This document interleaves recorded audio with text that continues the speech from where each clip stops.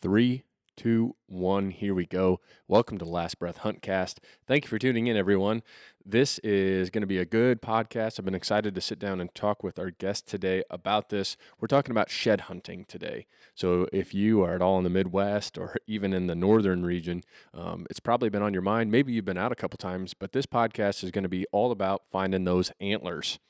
Episode 182, we are going to be live with Chad Schrupp of Apex Outdoors. He is a local to the Quad City area, and him and his guys on Apex are doing some really cool things with shed hunting, and we're going to talk about that. But he's already found quite a few, him and his guys.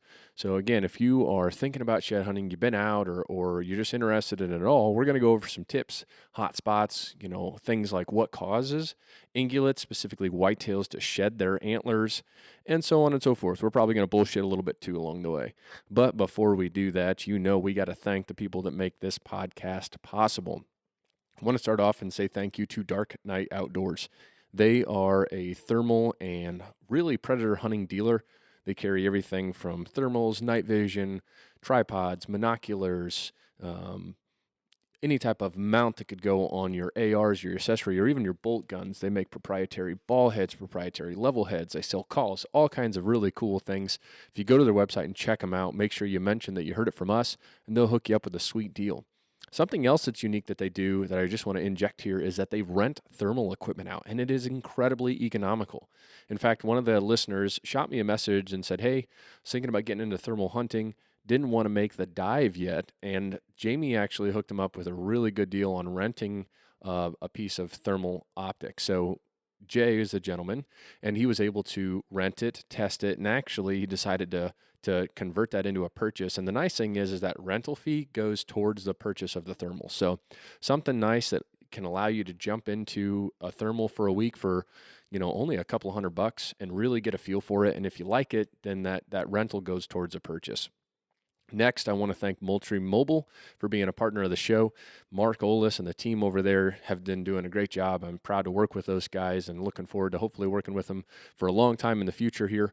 And their new Edge cameras and Edge Pros are really nice. With turkey season coming up, it's always nice to have a couple of those out floating around, just keeping tabs on where your flocks are at and really where those long beards are. Next, I want to thank Tompkins Taxidermy. Michael and Wayne are just, I say this every time, they're just good dudes. In fact, this weekend they had a little fish fry over at the place, and I picked up some coyote hides that I had tanned over there, and they're getting ready to, Michael actually skinned out my bobcat, and man, they just do great work. They're good guys. When we were there having fish, there was probably half a dozen people that stopped in to pick up some stuff, and of course, they sat down and ate some fish and had some sides, and Wayne opened up his fridge and shared some beers, and it's just a really cool atmosphere. So if you have any memories that you want to last a lifetime that are around hunting, whether it be a predator or any type of shoulder mount ungulate species, maybe a bear or something along those lines, I just make sure you talk to them.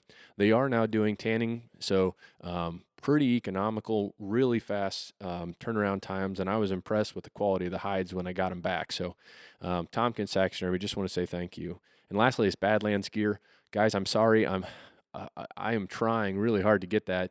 There's been some change in personnel over there, and they just got to work out the code. So not only are you anxious, but I am too. I'd like to pick up some stuff for turkey season. I'm waiting for that code to get formatted and coded into their website. So bear with me here, and hopefully, I keep saying this, sound like a broken record, but hopefully when the next one comes live, I'll be able to share that with you. Last, I just want to say, if you want to be a part of the Last Breath Inner Circle, I'm going to start doing live hunts on there when I go out shed hunting, and then this spring when I do turkey hunts, I'm going to go live in there as hopefully I get close to some longbeards or gobblers. So Last Breath Inner Circle is just a Facebook private group. A lot of good men and women in there that just love the outdoors, and if you have any questions about that, just know that you can do that and not get put on blast and just totally get dragged through the mud like some of the other social media pages that are out there. But now that we got this out of the way, we're going to get Chad in the studio here. We're going to mic him up, do an audio check, and then we're going to start talking about brown gold. All right, we are in the studio. I have got Chaz sitting next to me. Chaz, say hello to everyone. What's up, listeners? How's it going? Well, so Chaz is with Apex Outdoors. We're going to talk about shed hunting. You had a little bit of a rough night last night, huh? Yep, went to Iowa Deer Classic with the boys and and center a little hard last night. That's all right. So, he's feeling kind of sprightly. We got some energy, caffeine going into him. He's got a water bottle in front of him. We'll make sure that we send him off with some good treats too. But Chaz, tell everybody who you are.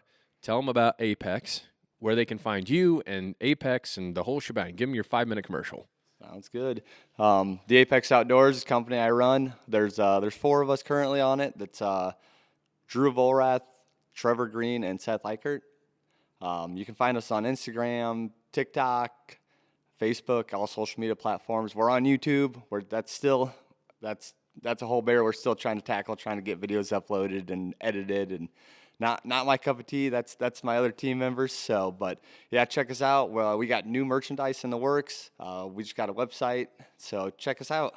And it's pretty cool stuff. Like right now is your sweatshirt. Will that be something or It's in the works. it's proprietary? It's Okay, definitely in the works. in the click. But he's got a pretty badass cap sitting on there, and we actually had dinner several weeks ago, and you're showing me your new site. So Yep. check it out. What's that website called? www.theapexoutdoors.com, I believe. Perfect. Well, and I'm sure you can Google search it, or it's probably linked to all your social media. Yep. Yes, sir. Right now, what if they want to follow you personally? You're on Instagram Yep. and Instagram, Facebook, TikTok. I'm on it all. He's on it all. All right. So you actually did shed hunting just this weekend. You went to the deer classic, and one of Yep. your buddies lives kind of a hop, skip, and a jump away. Yep, How'd you guys do? We went to some public ground up there. The public ground up by Des Moines is actually mind-boggling how good it is for the amount of people that are up there. It's Sailorville Lake. It's awesome. I think this is our 3rd year going. We ended up finding 2. I personally didn't find any, but it wasn't On a bad public? day. Yeah, On on public? public. 2 sheds. I mean, and who knows how many people have walked and beat it up Yeah, already. especially in that metro area, Des Moines. It's so populated there that my friend Trevor said shotgun season you'll go drive and there's 12 trucks in one parking area. No The kidding. public ground down there. And cool thing is we've hit the same spots 3 years in a row. These Cedar Ridges have produced sheds 3 years in a row now. Oh, yeah? Yep, all within 100 yards of each other. So we keep going back to the same spots. And it's funny because like sheds to me are kind of like mushrooms. If the environment is right, you will find them, and usually you find more than one, just like you guys Yes. found too. Yep. So, and we're going to talk all about that. I mean, so let's talk about sheds, right? So, whitetails are in the ungulate species, and so that means that the animal will grow and shed its antlers, not a horn. It's different. So that's what makes a deer is that it's got an antler, not a horn. Horn are like your sheep species, your goat species, where it continues to grow throughout its lifespan. So being the geek that I am, like I just know this. My background is in biology, but deer shed their antlers due to testosterone levels, and so there's actually the way that they do this is for the same reason why the rut occurs or doe comes into estrus is with like photosensitive hormones. So as the days lengthen, and especially after a buck has bred and rutted, their testosterone's decrease throughout the year. And what happens is that triggers an enzyme to actually take the calcium in. So it doesn't just eat it away for no reason. So when their testosterone decreases, they still need more calcium in their body, and that enzyme breaks down around the pedicle, falls off. Another thing that's crazy too is that as soon as that shed falls off, the other one has already started to grow, which is nuts, That's wild. And so most bucks in the Midwest and in the northern regions typically shed between like January and March, and that's just as a whole. There's been a lot of studies done with like captive deer farms, and what's crazy is that the deer that have the same like pressures, nutrition, the same environment, literally shed within like a 5-day window of each other. That's crazy. I didn't know that. Yeah, and so there's some really cool universities that do studies on them, and the captive herds, and it makes sense, right? The captive herds eat the same feed. They're in the same pens, so they get the same weather, and they're not hunted. They have a very, very monochrome environment. And literally, like, it's been unanimous year after year, all bucks, all ages, shed within like 5 days of each other. That's crazy. But then the wild animals, I mean, it's a wide spread. So even like Chaz, you hunt, we'll say, 45 minutes away from me, roughly. Your deer that you hunt could have a completely different environment than the deer I hunt, based on food, based on where they live. Even, I mean, with the Mississippi, snowfall and not.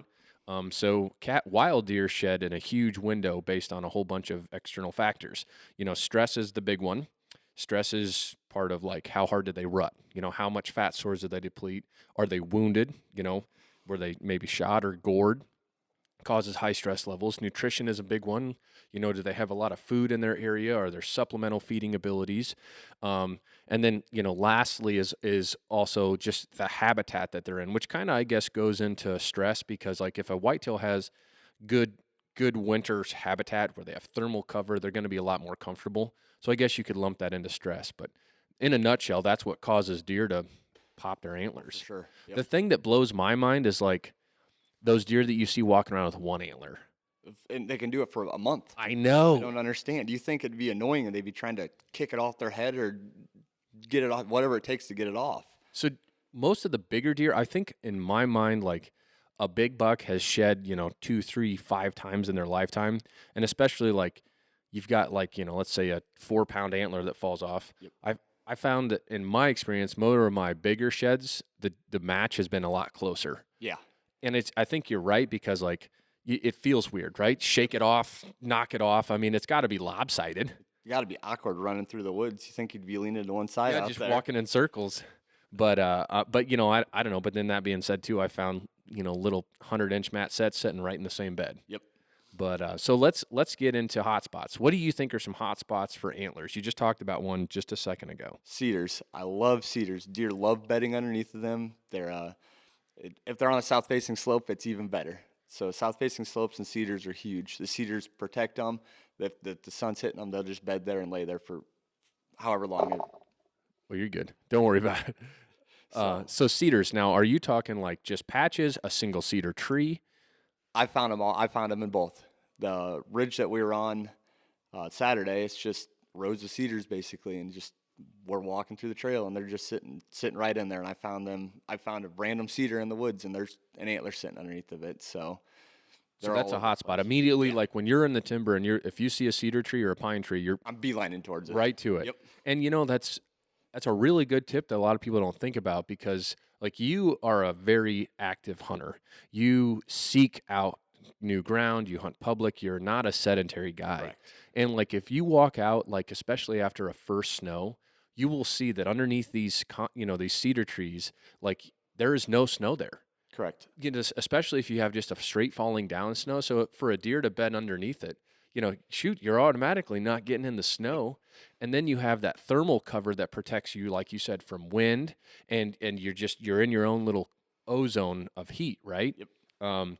In fact, on some of the properties I've hunted, you talked about south facing. I'll actually go into the cedar trees, and on the south side of them, I'll like prune out a little bowl. Oh, that's genius. I should start doing that. Seriously, you just take a little handsaw or a small little electric saw and don't go all the way around it. But you know what I'm saying? You're making like a cave in a cedar tree. You're basically asking them to come lay there for you. 100%. And so the problem is that if I do it all the way around the cedar tree, the bucks will just rub the shit out. Oh, yeah. And 9 times out of 10, they kill the tree. So you got to like be selective. And so I think that's a huge tip right there. Like cedar trees, automatically go to them. And then, so what about food? Food plots are huge. I mean, deer spend how many hours a day in a food plot? Right. Day, night, they're out there eating at some point. So if you can have food plots, bean fields are huge. Oh, yeah. I love bean fields. I hate cornfields. Oh. The antlers blend in, so I've walked right by antlers and cornfields before, and I turn around and I'm like, oh, walked right by that one. I've also wondered how many I've walked by in a cornfield and never even saw them. I just wonder how many antlers are in cornfields that just get destroyed every year. Hunt thousands. Tons. Yeah. I mean, because the best way to walk it, and it's so boring when you walk a field. It is. Like, because you go like down a row, move over like 3 or 4, come back. Because like you said, you can't try to look too far. Yep. You'll never see it. If it's short CRP or a food plot that you planted, you can walk the field edges and look 360 degrees around that entire field and glass it with a pair of binos. So Yep. So I think too, like when you're talking about food plots are fantastic, but just even being adjacent, like, talking about public land, I got into thermal hunting several years ago, and talk about a crazy winter shed hunting, like just hot thing to have. Like it's definitely a luxury, but if you drive around and like I have a thermal scanner, you can see where every single deer is in the field, right? Like, okay, so these deer are obviously in this field eating. You do that 2 or 3 nights in a row, and you're like, well, okay, I need to check the bedding and the edge of that field, right? Oh yeah. And then speaking of fields as well, I think waterways are always a Huge. hot spot. I've personally never found one in a waterway before, but I know guys that Swear by them. 80, 100 sheds a year, and they're like, if there's a waterway, I will go walk every single one of them. For sure. So I check them, but I've just never had any luck there. It's for me, it's the same thing. Like I feel like I found sheds in the waterways, but it's not. You always hear guys say waterways are king, and they damn sure I'm going to walk them. But it's never like, oh, this is a waterway in the middle of a stock field. I'm going to find one. Yep. You know, I think too those are cherry picked pretty easy. A guy on a quad or a side by side, you can drive right up that thing, man, and buzz by it every single day and check. You know. Oh yeah, yep. So I do think though, like the reason why I think waterways are so hot is like you got a big old buck and he's chewing on some corn stalks and he wants to go lay down for 2 hours. You know, he just walks to the waterway, and typically they're low, so they're out of the wind. Tall grass. Yep. They can bed down in them and just hang out. Be happy, and then he gets up and he walks 40 yards and he's eating and then he's going back over there. Oh yeah, yeah. What do you think about like fence crossings? I found one shed. I'll save that story for a little bit. I found one shed. It wasn't a fence crossing. You jumped over a log. Same thing. Yep. But if there's fence crossings, creek crossings, I'm constantly looking too. Like I said, I haven't had much luck on these, but you think that them jumping over the fence or jumping a log or jumping down in a creek and coming up out of it would jar the antler loose off their head. Yep. And I think that's exactly what happens. If there's a fence line, I'm walking it. I'm checking it. Plus, fence lines are easy to walk. Creek lines are easy to walk. Yes. So those are I typically I'll walk timber all day long, and then when I'm tired, I go to field edges, creek crossings, anything that's easy to walk after that. Because after you walk 10, 12 miles in a day, who wants to keep walking up and down hills all over the place? I can go hit a field and walk for another 2 or 3 miles because it's typically flat. Right, and it's easy walking. Like you're not walking through briars or stickers or multiflora rows. And dude, man, if my wife was here, she would tell you the story. One of my worst falls ever. We were in the timber, right? And so south-facing slopes are usually muddier and slippier. And so we're kind of checking this bluff, and I needed to cross, and like I knew it was going to be slippery. So I started going down, and like my foot went out. I grabbed like a branch above me. The branch broke, and I knocked the wind out of me. She was like laughing, but knew it hurt. And she's like, I like get up and I'm like, we're done. She's like, really? I'm like, I'm going home. We're done. Like immediately. So like timber is up and down is one thing, but it's freaking dangerous. Oh yeah, for sure. You know, especially like now, and we'll talk about that, but it's always muddy during shed season. Always. You know, like you might get lucky and get out in a morning where it's hardened up or skimmed over. But by the time you leave, you're 9 walking. out of 10 times it's mud. Mm-hmm. And it's nasty mud too. And it helps, you know, when you got a handful of horns. Yes. For sure. But those days where you put on 6, 8, 10 miles and don't find damn thing. Or a little dink that's in your pocket. Yeah. Nothing even worth a knife handle, you know? Yep.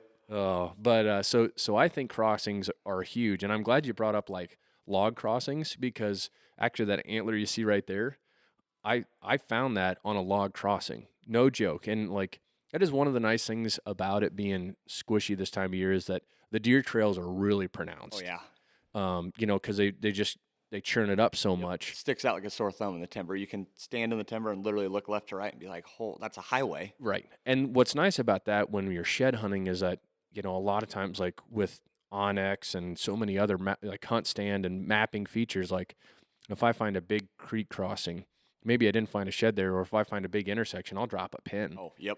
Because that's really handy for next year's season, or I should say this year's season. A lot of times those trails aren't near as pronounced in summer, definitely, and even in fall. But you know it's going to be a travel corridor for a buck that's cruising in November. Oh, yeah.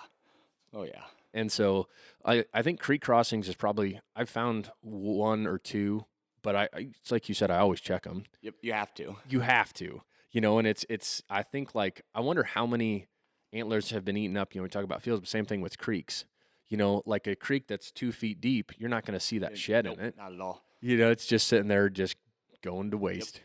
And unless you're in there at the right time, if we have a drought and it's just going to be buried. And then plus there's leaves and everything that run down the creek, so who knows how many stay there. But you hear those stories that people are fishing and they pull a deadhead in or find an antler. Oh yeah. It gets wrapped up in the line. I'm like, that's crazy. What are the odds of that happening? But I mean, how many bucks do you think shed when they're getting a drink of water in a pond?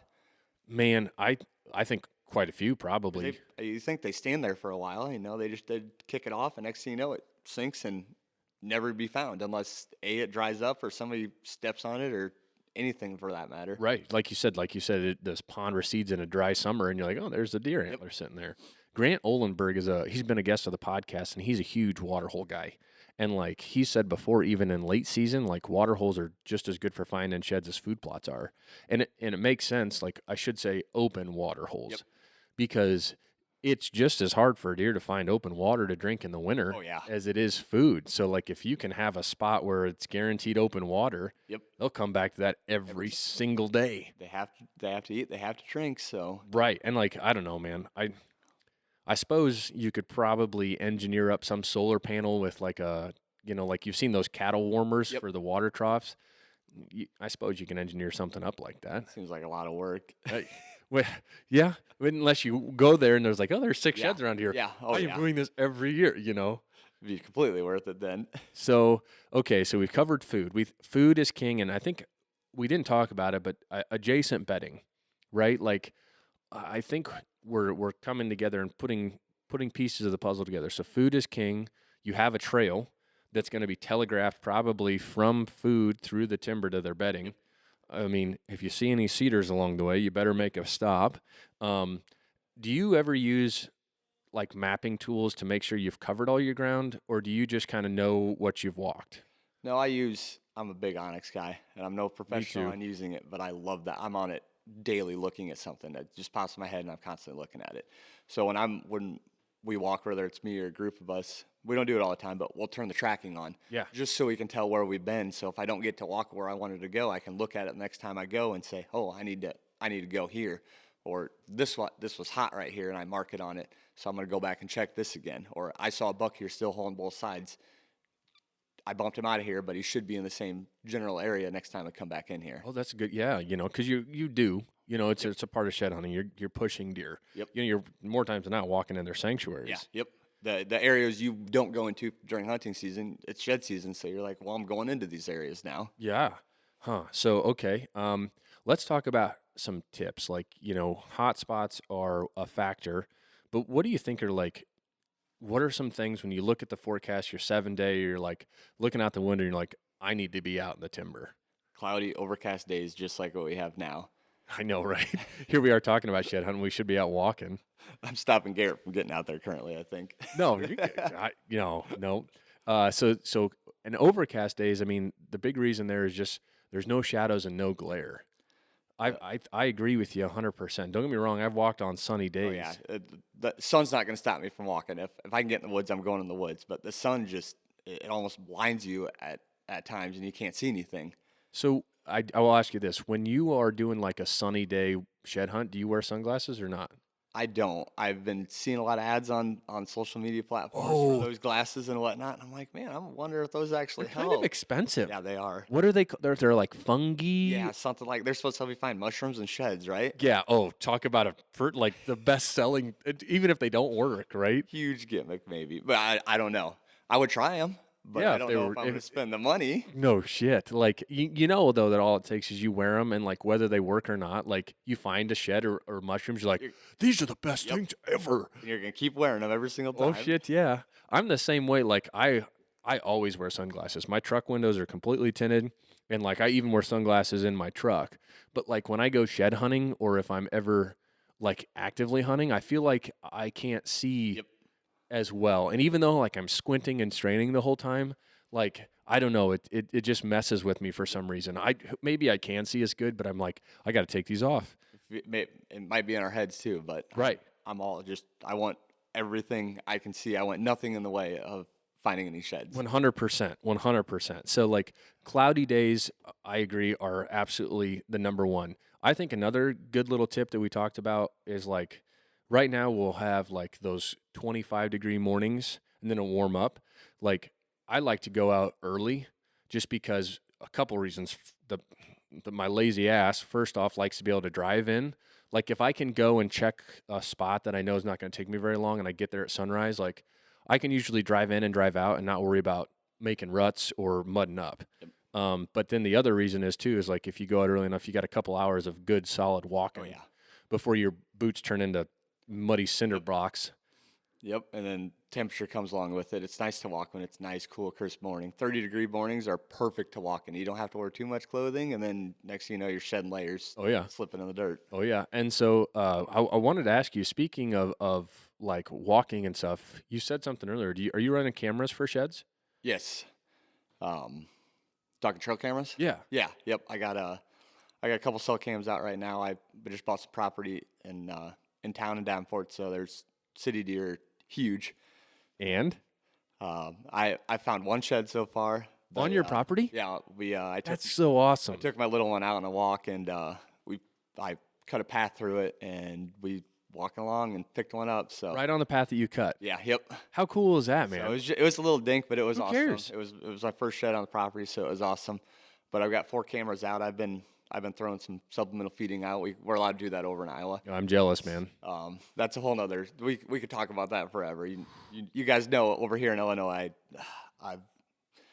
yeah, I don't agree with it. But anyway, that's There's so many things I don't agree with in Illinois, and you know, actually, I guess we'll break the news to the listeners now. So every Sunday, my wife and I will wake up, we'll have coffee and pancakes. It's like our Sunday thing, and for about the last 2 months, we will get on like multiple land listings because like after our stupid, ridiculous governor passed that gun bill, Mhm. like it's the the straw that broke the camel's back, right? Like, so we're looking to move to Iowa. My wife has got a really good career at H&I, and like she drives to Muscatine every day. So, you know, here's a problem, like the topography of the ground, like around Muscatine and south of there, is really not great. No. Like it's that old Mississippi River basin, Yep. and it's like unless you're to the bluff line, like from the bluff to like the Mississippi, it's like sandy, flat, pivot ground. And don't get me wrong, like there's big deer and stuff there, but it just looks like boring. Yep. You know, and we've gotten conditioned like out in our backyard, we've got a big rolling hill and big oak trees and like a great big valley to look at. And it's like, man, I don't know if I could go live on a pancake. You know what I'm saying? You need something to look at. You want to look in the timber. Oh heck yeah, dude! Like so anyway, that's part of our morning routine. Like, hopefully, you know, I'm not saying we got a for sale sign in our front yard, but you know, man, Iowa as a state Yeah. is night and day difference. I mean, look at like the difference it was with COVID. You know what I yeah. mean? Oh, yeah. The restrictions and non-restrictions, and then like you look at your gun regulations. You know how jealous I am of you that you can walk to a store and just buy a gun and leave. Yep. I mean, I got to wait 3 days no matter what. Doesn't matter what it is. It could be a single shot 22, and it's like, oh, 3 days, buddy. You know, and so like, and then suppressors. So jealous of you guys. You guys can't even have them over here. It's like completely against the law. Yeah, big 100%, ixnace. right? Yeah, yes. Yep. Paddle your ass. Go to the pokey. And then supplemental feeding. Yep. I think Iowa's deer season regulations absolutely smoke the dog shit out of Illinois. Yep. I can't believe how close your guys' gun seasons are to the rut. Like your guys' gun season starts like right towards like the last third of that rut, right? Of course, yeah. the rut changes every year. But so does the gun season, dude. There are Yes. some times where, like, literally, I think the best weekend to hunt is like first gun season. I think that's ridiculous. I think, yeah, dude. And like this year was I think a really bloody year for gun hunters again in Illinois. And I'm not saying I gun hunt. I don't discriminate, man. But Iowa's seasons for firearm and archery, they're just so amazing. I mean, and then you know, if I rankle your feathers, I'm sorry here, but like crossbows is a big thing that I think is affecting our herd and like our buck structure in Illinois. We've done podcasts before. In fact, last year was the first year where crossbow hunters out-killed compound bow hunters. And it's only been legal for, I mean, and I say this legally with an asterisk because it's kind of been stepped into seasons for 5 years. And in 5 short years, the number of people that kill with crossbows has outnumbered people with compounds. So if you buy an archer take, can you just use a crossbow? Yep. Oh, It's I didn't know considered. that. That's ridiculous. It's- How is that even fair? It's literally shooting a gun with an arrow in it. I agree. You know, and I don't. If you're a hunter, like I said, it's my opinion, and I kill things with rifles. I kill things with shotguns and muzzleloaders. Like I like all methods of hunting, but my problem is just where, like we've even recognized the fact that like a muzzleloader is different than a firearm, right? As a state, and like we can't differentiate a crossbow from a compound bow. Like in my opinion, and this is total side tangent, which is great. We do this all the time on the podcast. I think that if you have a weapon of lesser forgivingness, of harder use, like you should have the most time. I would love to see that traditional bow hunters, like I'm talking recurves and longbows, I would love to see those guys get 2 weeks of season Oh before yeah, us. I'd perfectly okay with Give that. them the advantage, dude. That you're talking about guys that have no sights. Some of them don't even have arrow rests. Like you're trying to get a deer within like 20 yards. Let them hunt the first couple weeks of September. Before they get out and get pressured with For sure, everybody man. else. Like, dude, go for it. Like, you've earned that right. Oh, yeah. You've busted your ass to hunt with a traditional bow. Give them a forgiving season. And same thing, like, at the end. I don't care. Give them an extra week of season at the end where only traditional guys can get out there. But, like, when it comes to crossbows, my biggest argument is this, man. If you start bow hunting, right? You cannot take a bow and shoot a 3-inch group at 50 yards no matter what. Right? But if I give you a crossbow, you can. And my biggest argument is this. There's a reason why most youth kids kill their first deer, their first buck, with a crossbow.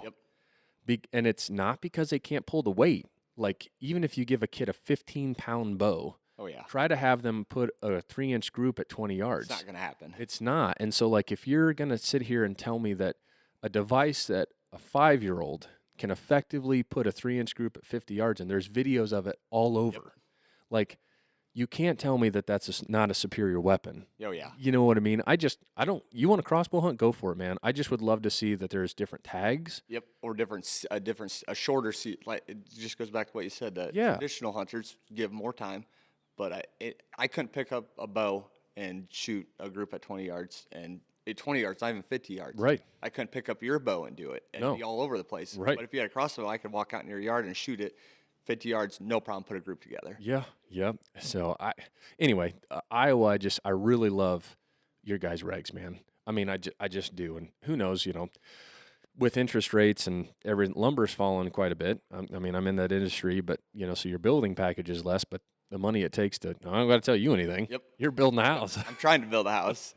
So, I mean, but, we'll see what happens. But maybe within a couple of years, man, I'll be an Iowa local just like you. I hope so. I tell you what, I'm going to have to duplicate this thing, though. Like, literally, like, our house is fine. We've done a lot to it, but, like, I would have to, like, clone this. I hang out in this garage, like, 80% of my I'd time. hang out in here all the time, too, if I lived here. I was going to ask to move in. Oh, shit. Yeah, we'll get you a little cot.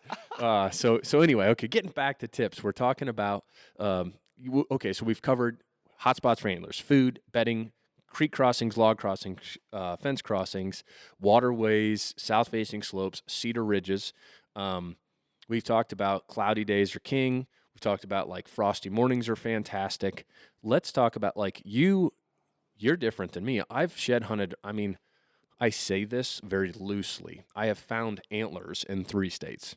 I have not went and shed hunted specifically about. You have gone to multiple states and shed hunted. Yeah, I've been over here, shed hunted. I think I found 1 or 2 on a buddy's place. I found plenty in Iowa, and then 3 of us, Drew Volrath, Brandon Griffin, and I, got a van, took our, I don't know if any of us were married then, regardless, girlfriends, wives, whatever, packed in a van and went to South Dakota to go find elk sheds. And you found some? Yeah, yep. I think we ended up, Onyx just looked at it, found a place on Airbnb, and we stayed there. First day we walked like 13 miles and found 1 little dink whitetail shed. Of course, we find 1 whitetail shed, and we can find those here, and it's a little 4-point side. Next day we were 7-8 miles deep, and I was getting lazy. I was getting tired. The terrain out there is night and day different from here. Like, the first day we went out, we went straight up this hill, and I was dying. I slipped and fell within 50 yards up this hill. I'm like, oh. So, but anyway, I was getting tired, and there's an old logging road, and I'm like, I'm just going to walk down this. Once again, easy access for me. Animals think just like us. Right. They're going to take the path of least resistance. So I'm walking along, and I step over this log and just found this big old chocolate elk shed. I was I lost it a little bit. I started screaming. My buddies all came running over. They're like, "Yeah!" So that was the only one we found that day. And then the next day was our last day. We were shed hunting 3 days, and we were walking right alongside the road. The girls dropped us off. They went and did their thing, and we said, "Hey, pick us up back here." So we're maybe 50 yards off this gravel road up there, and my buddy Brandon found one. It was chewed up a little bit. It was last year's, but still an elk shed's an elk shed. So Right. he was all excited, and then Drew ended up finding one that was old, but it wasn't chewed up at all. So we actually all three ended up finding an elk shed out there. Dude, and what's crazy is like an elk bar. Like you think of, okay, so this year, how many of you guys found as a group? I mean, 20 probably something. I mean, you had that one day where you guys scooped up. Yeah, we found 9 the other day. So yeah, there's a tight little niche group of us. We're probably up 20, 25 between the handful of us. Think if all those sheds were elk bars. Oh, Like just by volume. You know what I mean? Great. It's crazy. Like you think, oh, I found, you find a little, you said 4-point shed. Yep. You find a little elk shed and it's not like little. It's not little. It's a freaking bat. I mean, a spike elk shed is huge. Oh yeah. Which I would have been fine. I'm perfectly okay with finding one of those. The reason we went is I got a buddy who goes out there and turkey hunts and shed hunts every year, and his group finds 50 elk sheds every year. 50? 50, not elk shed. I shouldn't say elk sheds, but 50 sheds. I'll show you a picture of it. Like Holy shit. whitetail, muleys, A whole smattering. elk sheds. Yeah, it's just like you look at this picture and you're like, Why am I not doing this? Yeah. yeah, that's why I was like, guys, you want to do this? And they're like, yeah. Everyone thought we were crazy. They're like, you guys aren't gonna find anything out there. I'm like, yeah. I mean, I don't quote me on this. I think there's 1 million acres of public ground out there in the Black Hills. And it's not the hills, like you said. I used to go out there every year to turkey hunt because it's so forgiving for non-residents to grab tags. What 100, 125 bucks to get a tag out there? Yes. They have what Merriam's for turkeys out there? It's like a Merriam Eastern cross. Yep. I've killed them so this one is like a tawny cross. It's not snow white, but then Okay. there's some out there that you look at, you swear to God, they dip their freaking tips of their or feathers in bleach. Yep. But no, they're not hills, man. They're the Black Mountain. Mountains for sure. I loved it out there. If I were to move somewhere, I would not hesitate to go to the Black Hills. And dude, like I've thought that'd be something cool to do, like just go up there and deer hunt, because I mean, and don't get me wrong, like I'd go with a rifle, but there's so much ground, and like I feel like I see deer everywhere Oh, there. yeah. I mean, gobs of them, and I'm sure you wouldn't shoot something giant. But I mean, the other thing that's crazy, and I'd have to relook this up, but I'm almost confident you can shoot from the road. Really? I don't know. I know the regulations for turkey. I never deer hunted, but again, it'd be like a cool trip where you go and like I remember when we used to go there and hunt. There was one hotel in Custer that was open because it's like a touristy thing with Mount Rushmore right there and Sturges and everything. Oh, yeah. Like it's but during hunting season it's like dead. It's a ghost town. Yeah, and we saw elk. I think what's crazy too is like I wonder if you went a little early because I'm pretty sure elk drop later than most deer. Yeah, I think we went, and I don't know. My buddy, I think, was there a week after us or something, and they killed it. But they have people that know the areas up there Sure. better than we do. But I think we went the end of April, beginning of May. Oh, so you went? Yeah, we went plenty late. Yeah, we went plenty late, and maybe it was too late. And Oh, it already been picked over. yeah, it already been picked over in their area. They just knew it. But But that being said, you also found a couple older sheds, so it's Yeah. not like it got Yep. stomped that hard. 50 yards off the road. So how many people have driven by those sheds and never seen them? Right. Tons. Yes. Yep. So are you guys still doing that or? Well, we all started having kids, so we That kind of does- put that on the back burner. But we're all wanting to go back. So it's hopefully.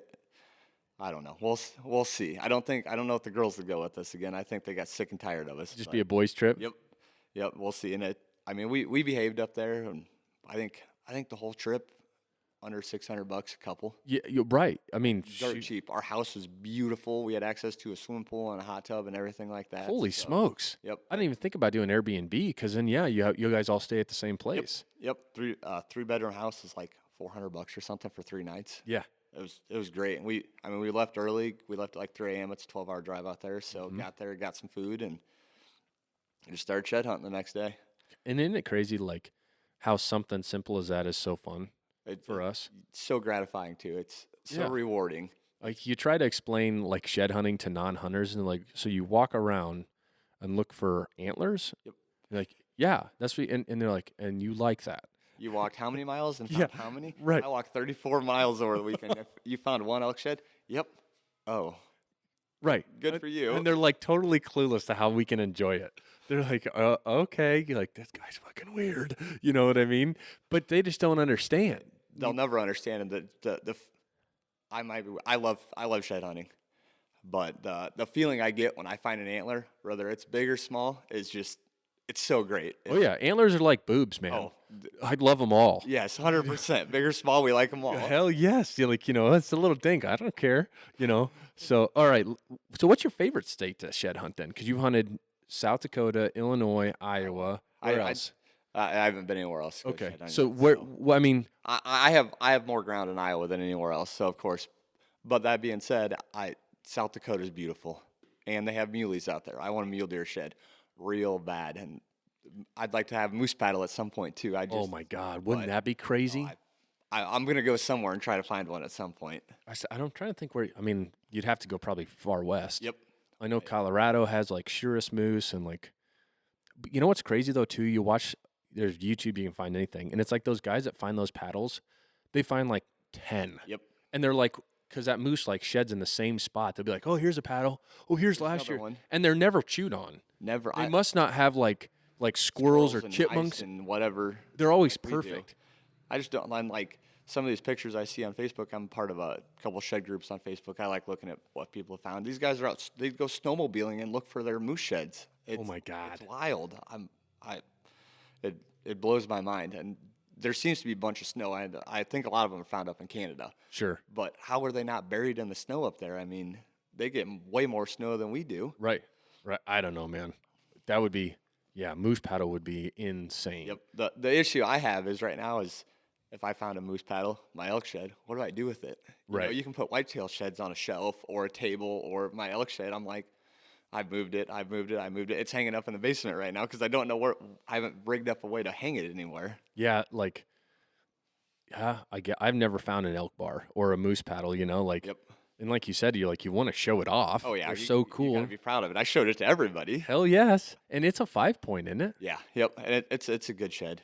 It's for my first elk shed. It's brown. Yeah, it's brown. It's not. It's what do they call the whites? I think whites. I think that's what they call them out there. The chalks or something. Yeah. The normal boys out there that find them all the time. Right. Well, it's crazy. We're talking about shed hunting. There's more and more registration and litigation to that. Like there's shed hunting seasons now. Yep. I think Jackson Hole, Wyoming. Mm-hmm. I think I've just seen TikToks of people finding sheds out there, and I'm like, this is like there's hundreds of trucks that line up out there. Yes. And I think I saw a TikTok or something that said they aren't allowing shed hunters in there this year. See, that just doesn't make much sense to me. Like now, I don't know. Like there's definitely a market for sheds, like especially browns, like freshies. Like people buy them. Chew toys is what we think about here in the Midwest, but when you get into like those big sheds, like chandeliers, lamps, decorations, carvings. And people make like a lot of money selling them, dude. But I just think it's crazy, like shed hunting season. I think Colorado just did something. Really? Yeah. No, let me see. Oh yeah, unanimously prohibited shed antler, and horn collection in public lands. So here it happened. I was talking to my buddy. In 2018, the Colorado Parks and Wildlife Commission voted unanimously to prohibit shed antler and horn collection on all public lands west of I-25 from January 1st through April 30th. So like I was asking, because I have some friends that live out there, I'm like, so what do you do if you're like coyote hunting and you find a shed? He's like, technically, you're supposed to leave it. I'm like, what? And why? He's like, yeah, if you get caught, you can get a ticket. Like even he's like, even if you're out snowmobiling, if you're out predator hunting, you name it. He's like, technically from January 1st to April 30th, you're not allowed to be in possession of it. I'm like, that's crazy. Like I would be the first one to probably get a ticket because I'd be like, there's no damn way I'm leaving this here. Yeah. You know what I mean? The mice to chew up and the squirrels to chew on? I know. And like, just like you said, you've seen those videos where like shed season starts and these guys just take off, man. It's like a race. It's like a race. And I wonder how many of them because there's nothing against scouting. Yep. Like go look for them and drop pins everywhere. That's what I do. I'd put a pile. I'd find a hollowed out tree or something and put them in there and put a board over it and be No like, shit. I'll be back for these later. No shit. Put a couple rat bars in there Yep. too. Yep. It'd kill me to leave a shed in the woods. I don't know, man. I think that there will be a time in our lives, Chaz, that you will have to have, especially in Illinois, a permit to mushroom hunt. It's Mushroom dumb. pick, I should say. I guarantee it, dude. It's just crazy, man. It's all a money game. Is all it is. Money grab for sure. I love when people go out and shed hunt, mushroom hunt. It's a great way to get people out in the woods doing things to be active, and it's a great way to get your kids out there and just be out in Absolutely. the woods. Like my son's, he'll be 10 months old. The day he picks up his first shed, the day he finds his own shed, because I plan on planting them for him to find places. Hell yes. But the day he finds his first one, I'm going to be jacked for him. Like, I want to take my friends' kids out so they can find antlers just Yeah. because I know the feeling I get. And I see these videos of kids picking them up, and I'm like, almost makes me want to cry a little bit. I get jacked up for them. Absolutely, dude. So like shed hunting gear. Okay, like what do you think's the most important thing when it comes to shed hunting for your gear? I'd say your boots. Amen. Oh, I mean, my best year, I found 25 antlers, I think, 23, 24, 25, something like that. And I put, my buddy Drew and I put over 100 miles on. And you can't do that in crappy boots. No, man. no, absolutely not. Your feet kill. And I have 2 pairs of boots. I rotate them back. I flip-flop them back and forth just because you wear it. The longevity of your boots is better, and it just gives something for your feet a little bit different on. Plus, my feet sweat like crazy, and I sweat my boots out all the time. What are you wearing for boots? I have a pair of Danners, and I bought some Crispies off Camel Fire when they were on sale. Ooh, dude, I've got a pair of Crispies right there, and then I've got some Kenetrex too that I kind of alter. I don't do insulated boots ever, I don't either. and gosh, Midwestern people just don't. They haven't really gravitated yet. Like I'll tell you right now, wholeheartedly. Like I used to walk for sheds in my rubbers. I don't know how I did it. Like you said, your feet sweat, blister, Yep. heavy, uncomfortable. Like when you put on a good quality pair of boots, makes a world of Yep, difference. you can just go. And that's just you can just go. Yep. You don't have to worry about it. You don't have to worry about ripping out. You don't have to worry about your feet hunting. You got to have confidence in your gear. Yep. So I couldn't agree more. I think I always wear a bino harness. Do you carry Yep. binos when you Yep. go? Because you never fails, man. You'd be like 50 yards. Oh, there's a shed. And you're like, Yep. ah, damn it, No, it's it a saves vine. you from walking over there. And the Yeah. time I forget the binos in the truck, I'm like, I won't need them. I'm looking around. I'm like, is that a shed over there? Next thing I'm walking up and it's a branch. I'm like, son of a gun. I could have looked at my binos and saved myself 100 steps here. For sure. And like sometimes too, man, like, you've been on the 10-mile pushers. Like you just take a break. Like, I'm just going to glass this grass patch or something. I'm not just going to sit there and look at myself. I'm doing something. Yeah. But Yep. no matter what I'm doing, I'm constantly looking for sheds. It can be the middle of the season and I'm walking down a trail looking for an antler. Oh, hell yeah. Now, do you wear a backpack? Do you take any type of pack when you shed hunt? I've gone to a smaller backpack because the bigger my backpack, the more crap I throw in it. Oh, yeah. And the shed hunting, I'm trying to be as light as possible. Mm-hmm. So I just when Badlands was running their 12 Days of Christmas or whatever it was, I picked up their Stalker pack or something. Yeah.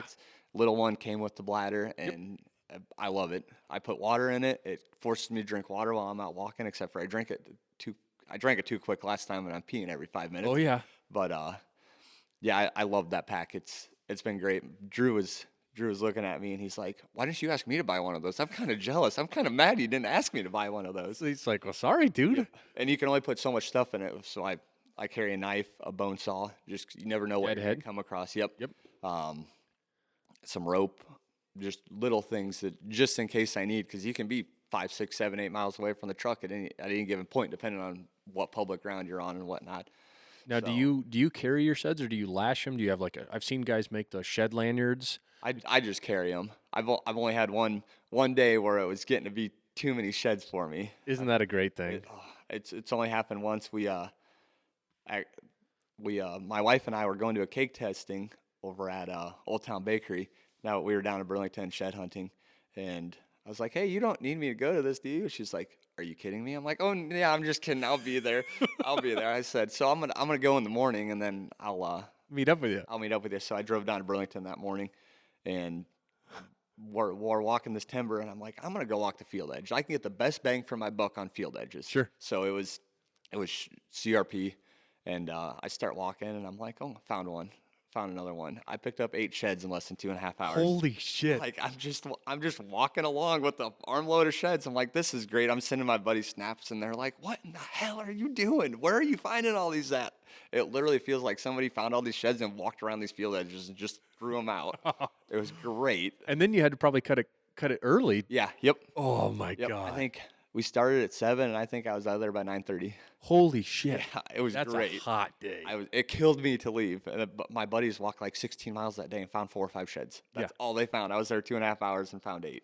Well, and like you said, like I think that's something to talk about. Like guys like you and I, like we cover a lot of ground, but like those spots where you're just talking about that Cedar Ridge, like you want to become really efficient at shed hunting. Like there's typically a reason why those antlers are there. And as long as nothing really changes drastically in that area, like you'll go check that area again.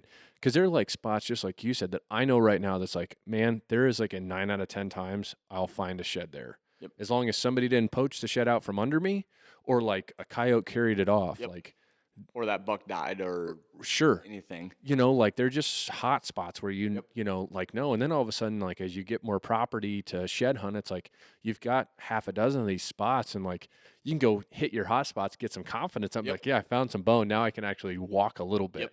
I feel like for sheds, it's once I find one, I feel like I'm on them. But last year I found 4 sheds. That was all I found. I didn't have it last year. And it's just the confidence. Once you find the first one, it's on then. And this year, I'm active. I like to walk. I like to be outside. I like to be in the woods. But I like to move 110 miles an hour. Mm-hmm. So I'm wondering how many sheds I've walked by now. This year I found 2 in the timber, and if I was moving quick, I would walk right by them. So this year I'm working on slowing down. You get in there, you get all excited, you get jacked up, and it's so easy to walk by a shed. I've walked by a shed on a field edge before. Sure. So I was looking in the timber, looking the wrong direction, and I walked by, and I turned around just to check the field behind me, and there's a shed 10 yards behind me. Literally walked right by it, right on the field edge. You know, and I think that's something to bring up. It's crazy, like you'll look at a piece of ground, and then if you look at it from a different direction, how, you know, maybe the sun was hitting that shed weird. Yep. You know what I mean? Like it does make a difference, like you said, every once in a while, especially if you think, man, this looks too good. Yep. Like turn around. Yep. Hit it from a different angle. Like, yeah, seriously. And just because there's boot tracks somewhere doesn't mean you could go walk the same place I did, and you walked 3 yards to the left, and I'm on the right hand side and walk right up to it. Right, for sure, man. And like I've noticed myself doing that. Like you hit a really good point there where you need to just slow down. Because you're like all excited, especially early. You're like, I'm gonna hustle and get through here. You've been cooped. Hunt season ended. You've been cooped up inside. You finally get out and get in the woods. You're like, yeah, let's go. Like, you gotta slow down. Yep, I've been with people too, where it's like then they've done it to me and I've done it to them. Like, hey man, you just walked past that shed, and you're like, what? No, I didn't. Yeah, oh, son of a gun. And you just go like, how the hell did I miss that? So well, I don't know if you saw the video. Trevor sent it to me about that. There's a high fence pen deer, and they know every buck on the property. It's high fence. They feed them, blah blah blah blah. And they sent these college students out to find these sheds, and only like 30. I think they said 30. They found 39% of the antlers. What? Yeah, that's all they found. In a high fence guaranteed area. They know every buck. They know every shed out there, and they only found 39% of them or something. Not even. No, I didn't see that. So that's crazy. Not even half. I'll send it to you. Yeah, not even half. I'm like, how is that even possible? So you start to think about it, and you're like, well, how many shed? They know every single deer that's out there. Nobody knows every deer on their property because deer don't know property lines. They don't care. They go everywhere. Right. A big buck comes in and pushes the other one out. Next thing you know, he's living on your property from 4 miles down the road. Yep. So how many antlers do you think stay in your timber or the ground you hunt and we never find? Once again, because the angle, you can't walk your property and find every single one of them. I just don't think it's ever going to happen. I mean, that's why you find last year's sheds all the time, you know, and you literally, you go like, how did I miss this? And then you play that game. You're like, did he drop after I was there? Or like, you know, God damn, how did I miss? I couldn't have missed that. It's right on the trail. Yeah, dude, it happened to me, like literally right on the trail. I was turkey hunting. I found a shed. I'm like, how? And it's like, I know I walked this, and it wasn't like, and I know the deer had shed too. I literally had pictures of him shed, and I'm just like stupefied. And then, you know, you play the game, like, because I've literally seen, and you see them on the internet, pictures of coyotes with sheds in their mouth. It's like, okay, it had to have been a coyote, right? It couldn't have been me. It had to have been a coyote dragging this bone around. but I don't know. So okay, so you do take a backpack, and then you said you have water, knife, saw, and some lashing Yep. with you. I think that's a good idea, and it's really easy to go out and not get dehydrated to the point where you're gonna die, but like you go on those 5 to 8 mile walks and you don't drink any water, like you're gonna be freaking thirsty, Yep. man. It's the next day that kills me. I just feel if I drink water when I'm being active, I feel that goes for anything. You drink water, I feel 10 times better that next day. Oh, for sure, Ten dude. times better. For sure. For sure. So, okay, let's talk about what's a favorite shed you've ever found? I found 2 years ago.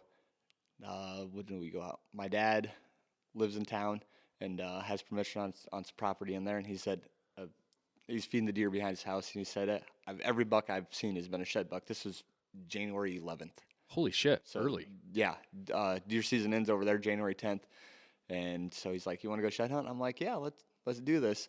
And I think the year before that, I found like 7 sheds. So I was like, "Yeah, I'm getting big into it now. Once you find them and start getting good at it, you gotta put the work in, gotta be patient." So anyway, we go out and we're walking, and I found 2 sheds within like 5 minutes of being in the woods. I was like, this is great. I'm well on my way. And we're walking, and we're on the back side of this timber, and I found a probably 140-inch match set, Damn. bladed G2 on it. It's a good set. Those are probably my favorite sheds I have. And you're with your dad. Yeah, and with my dad. I lost it a little bit there too. I get all jacked up when I find them. Oh shit, yeah, dude. Like, one of the hardest things for me is like you find like a nice set like that, in like making rattling antlers to cut the brow tines off of Yeah, them. it It's like, kills me. but then it's like if you don't, you're like rattling November and you bust your thumb. And you're like, these stupid fucking antlers, like, just is so dumb. But it's like you almost need somebody else to do it for you. Yes. Like, take these sheds, turn them into rattle antlers. I don't want to watch. Just and then give them back to me. I want nothing to do with it. I Yeah. feel like I'm disrespecting the shed. For real, man. It's like if you had a captive deer herd that had genetics of like no brow tines, you could be like sell the shit out of Yes, those as rattle 100%. antlers. Like 100%. perfect 4-point sides, no brows. Like yeah, that'd be the dream shed hunt. Maybe that's Or what we should rattle do. antlers. We figure out genetics and Yeah, to mix hell with the big ones. We just need like 140-inch sets with no, you know what I mean, with no brows. There's a retirement plan right there. We'd have to sell a shitload of sheds. All right, so anything else you want to add here before we get into the would you rather's? I've been thinking, and I don't think we touched on CRP fields for sheds, Oh no. which is I hate CRP because the way they blend in, and some people have an eye for it. I don't. I literally have to trip over a shed in a CRP field. But the paths in the CRP field is what the edges of the CRP fields are huge, easy to walk. Mm-hmm. You got a glass in the timber, kind of just keep your head on a swivel, stop, turn 360 degrees, different angles again. But the paths that run through the CRP and just walk it back and forth, they bed in that CRP. All the time. And if anybody's shed hunted, everyone's found a shed in the bed. It's where they spend a bunch of their time. They kick them off, and next thing you know, that's where they sit. Right. But you got to put that. It takes time to walk those CRP fields. That it could be 2 foot tall, it could be 8 foot tall CRP. You just got to be patient with it when you're walking it, though. Now I've never found a shed where I don't have a lot of CRP on properties I hunt, but like I've heard people like they'll burn them off and find them, and it's crazy how you'd think them sheds would just be burned up and ruined. They're usually like a little patina, but That's it. mostly, yeah, it's crazy. That'd Like, be a way to do it if you could do that. burn them off. Yep, that'd be great. Oh man. So yeah, do you have a lot of CRP that you hunt? Not really. Enough that there's stuff to walk. Yeah, I mean I love CRP fields. I like hunting field edges anyway. Mm-hmm. So, but no, I don't. And depends on where I am, I guess. There's an abundance in places, but there's other places that I don't. There's none. Right. So, Man, I hunt this farm where if the landowner would just leave it alone, we'd have a ton. But it's like late August, right? And the stuff looks prime. It's like 3.5, 4 feet tall, and he'll go in there and scalp it every year. Oh yeah, and it's brutal. Like, it kills me a little bit every year. I'm like, man, could you just wait until like I don't know August to do that? Like I don't know, or at least cut it early enough in the summer to where it then can it grows. regen. Yep. Yeah, but so getting into the would you rather's. Would you rather find one 90-inch side? This is in a year, right? So a shed season. One 90-inch side or 25 randoms? 25 randoms. Yeah, really? Because you don't know how big they are. You could Correct. find some big ones in there. Correct. And just like I said, the feeling I get when I find a shed is just it's amazing. All right. So would you rather find a match set of a buck that you're going to target for the following year, or a match set to a random booner? I like the history. If I can find the match set the buck that I'm targeting next year, it's a talkative piece. It's something you can hang in your house. You hang the antlers up next to the buck, and it's also cool to look at a buck on the wall and then look at his sheds and see how he grew. Or hey, I made a bad shot on this buck and I injured him, and his right side went from looking like this to this because of that. Mm-hmm. Man, like that's my jam. Like, is to be able to create history with deer and kill them.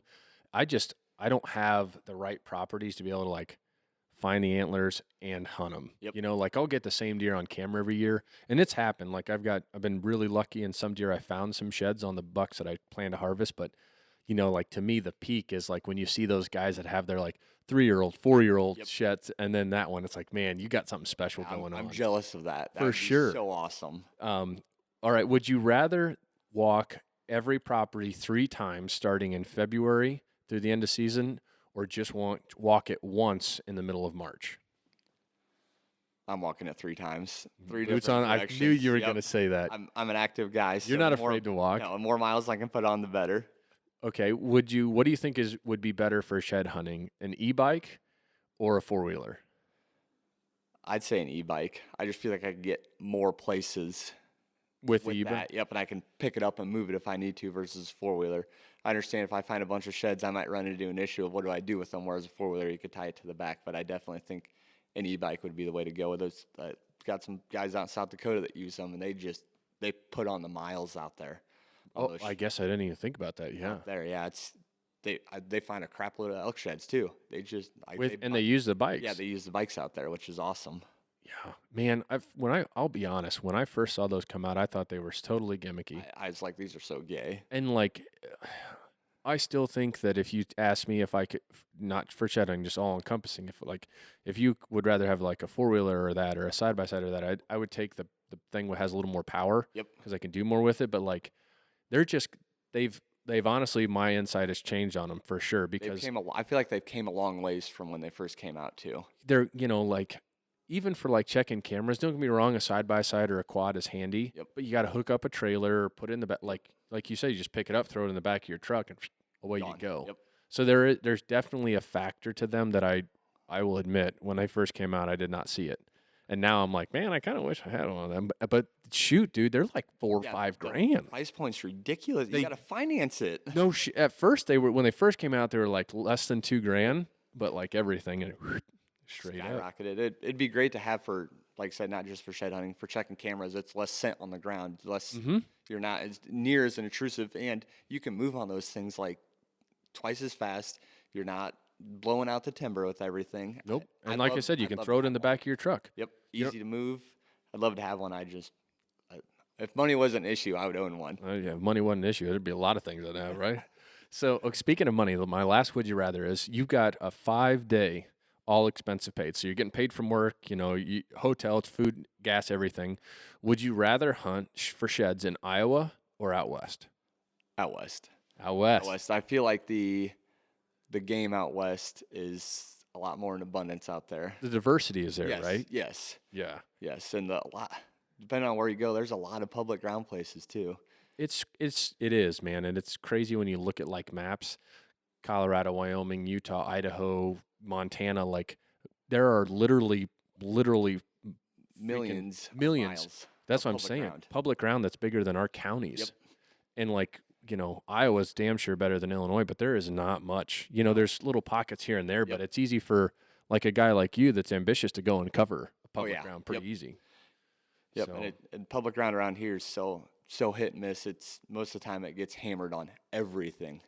and a guy like you that's super active and not afraid to push in, like you can get away from people out there. Around here, it doesn't matter. Like there's nothing that's so far that most people wouldn't walk. Yep. Whereas if you go out west, I mean, you could 10 miles in. Yeah, literally, I'm just going to walk today and get to camp. Yep. And then tomorrow I'll start shed hunting. Where that e-bike, if you had that, you could just take that and go 10 miles deep and you're blowing by everybody. Crazy thing, like getting back into sheds, my biggest public land shed, I found 50 yards off the gravel road. No shit. Like, yeah, wide in the open. So you don't have to go in deep on. I feel like you don't have to go in deep on public to shoot these big bucks or find them or find the sheds. It's crazy. They're just out moving around. They're path of least resistance. Yeah. So, Man, and I wonder if that's like you've said that a couple times. Like some of your sheds have been found really close to. Yeah. I wonder if people just think, oh, this is too close and skip it. yep. I never skip anywhere. No. Anywhere. I just found this out where we hunt, down in southern Iowa. The biggest shed that somebody found down there was in a ditch, and I think he said it was 80 inches. Damn. In a ditch right off the road. And so, like where we are, crossings, right? They jumped that ditch and probably fell off right there. Yep, which is crazy. I'm constantly looking for road sheds, Dude. too. I've never found one. Oh, really? I always look. No shit. Literally last weekend we were in Colorado seeing some friends and we were driving back to the airport and I like screamed like a girl. I'm like, No stop way. the truck. I'm like, and it was a mule deer shed, a 4-point shed. And I'm like, they're both my wife and Shane are like, dude, there wasn't. I'm like, turn the truck around right fucking now. I like made them. And they're like, we drove by that way, you couldn't see it. You couldn't see it on the side of the road that it was on. And Really? I'm like, they're like, there was not a shed. We told you. I'm like, I promise you there was a freaking, and no shit, sure shit, time's up even, 4-point shed. Maybe, I don't know, 15 yards off the road. No way. Yeah, oh yeah. How fast were you going by when you saw it? 50-ish miles an hour. That's a good eye. That's moving. Dude, my work, I drive all day for work, like a ton all over. And like my wife can attest to this. I like have this process where I'm like, ditch, up, median, down, over to the ditch, make sure there's no cars. Like the whole time I'm like searching. I find deadheads and sheds quite a bit. That's awesome. Along interstates, man. Moving at 70 miles an hour and you're still picking them out? Seriously, yeah.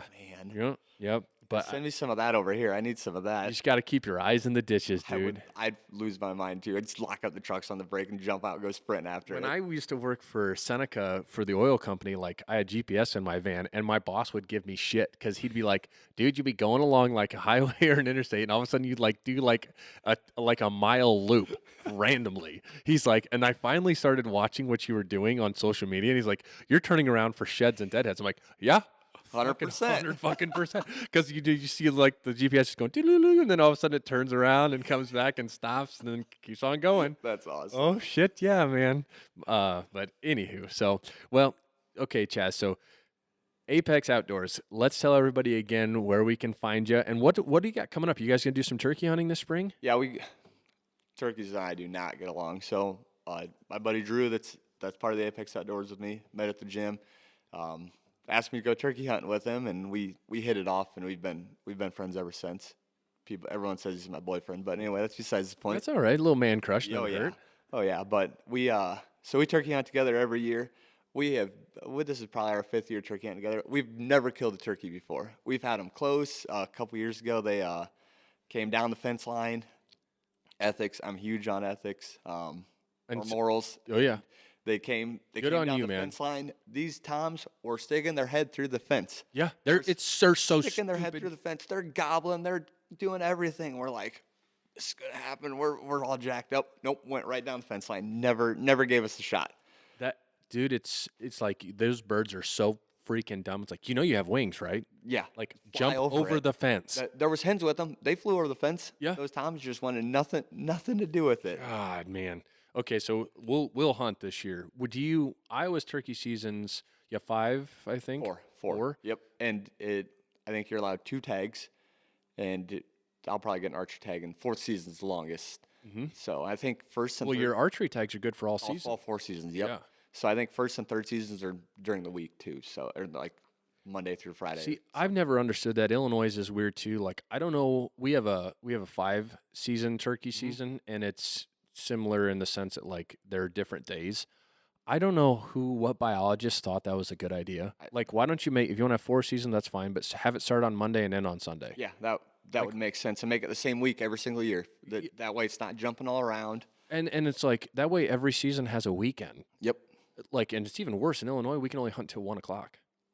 Is that because so the hens can go back and sit on the nest? They say that it's a crock of shit, dude. Like I don't know. There's not many states that do it. I don't believe in it. Like I don't know. Even then, like if you could quote unquote hunt the roost, like you got to know that if you do that, it's a one and done thing. Because Oh yeah. once you blow the roost, you blow the roost. Yep. Like, but when I'm turkey hunting, I'm not disrupting the hens. I'm not No. going to find where the hen's nesting. You want that big beard? Yeah, the and tom doesn't even follow the hen to the nest Yep. more times than not. Like, so that whole concept, oh, we shut her down at once so the hens can lay on the nest. Like, come on, man. How many just an turkey hunters? excuse. Like, you've been turkey hunting for a while, right? Yep. How often have you ever walked and found a hen on a nest? Never. Right, because they're hidden, and more Yep. times than not, you can walk from here to the table away from them, and they stay put. Yep. And you're probably never gonna see them. No, They're not stupid. golly, man, there is nothing worse than it's like 12:30, and you've got a tom gobbling, and you're like, I'm probably gonna have to leave. Yep. a I'm gonna run gobbling- out of time here. Yeah, to literally leave a gobbling tom, it's the worst feeling in the world. I could only imagine. It's so stupid, but anywho. So, all right, Apex Outdoors, check them out. Shed hunting, Chaz and the boys. You still got quite a bit of walking to do yet, huh? Yep. I haven't really hit any of my properties yet.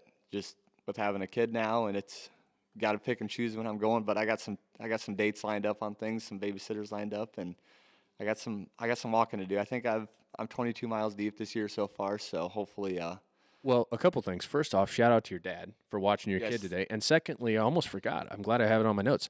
Your contest. Tell everybody about your shed hunting contest. yeah, we're competitive. We're all competitive by nature. So we kind of the past couple years we've just done, hey, let's whoever can find the most sheds wins. So this year we went back and forth on it, and whoever finds the 3 biggest sheds, we all threw in $20 and winner take all. 3 biggest sheds. We're gonna have a little party get together at the end of the year. We're gonna measure all them up, eat some food, drink some beers. But 3 biggest sheds at the end of the year gets the spot. I think there's 7 of us in there right now. So And that's fresh sheds, right? yep, fresh sheds. Okay. So next year we're hoping to get some more people involved. This is kind of just like a trial run, and So if somebody wants to get in on it, they can still shoot you guys a message and maybe get in on it? yeah, shoot us a message, and we'll see what we can do. We can come up with something. There's some stuff we still need to figure out. It's gonna be tough to figure out because how do I know you're not gonna walk in the woods and plant 2 sheds out there that are 80 inches apiece and take all the money? Well, I think, yeah, there'd be an outlier if a guy walks in with 3 horns over 70 inches apiece. Like, yeah, I found all these. Like, no shit, Kung Fu. Uh-huh. Yeah, sure you did. Uh-huh. So right now it's just the 7 of us, and we're taking pictures and videos of everything we pick up just so we can Cool. prove it, and we're gonna put a video together at the end of the year and throw it out there. So, right, I don't know. I bet right now my buddy Todd's in first place right now, and it's nobody's found. Drew found a good 61-inch 4-point side. That is a nice. So that's a good shed, but he's only found one. So He's found, well, at least found the one he found was a good one. he's real good. So You know, the big ones are easy to find, though. they're real. I was 10 yards away from it when he found it. No way. Yeah, we You were together? yeah we were together. So we have a call sign. Whenever we find a shed, we could call. It's just yeah, I don't know why we're weirdos. So of course you can tell the enthusiasm in it because if you're like cacaw, you're like, oh yeah, no, little that's a one. good one. But when they get after it, you're like, yeah. So we're walking along, and he's getting all frustrated. I'd found 2 or 3 sheds already. He's like, man, I just want to find one. Let's go to this area. And everywhere he had taken me, I'd picked the sheds up so far. So we're walking along, and he's like, cacaw.